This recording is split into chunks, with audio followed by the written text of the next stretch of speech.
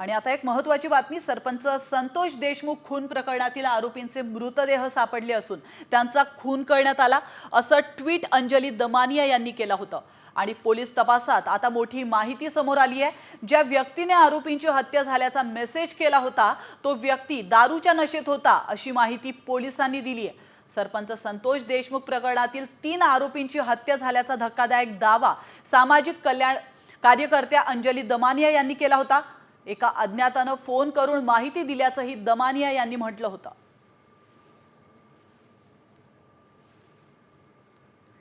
आणि आता एक महत्त्वाची बातमी, सरपंच संतोष देशमुख खून प्रकरणातील आरोपींचे मृतदेह सापडले असून त्यांचा खून करण्यात आला असं ट्विट अंजली दमानिया यांनी केलं होतं।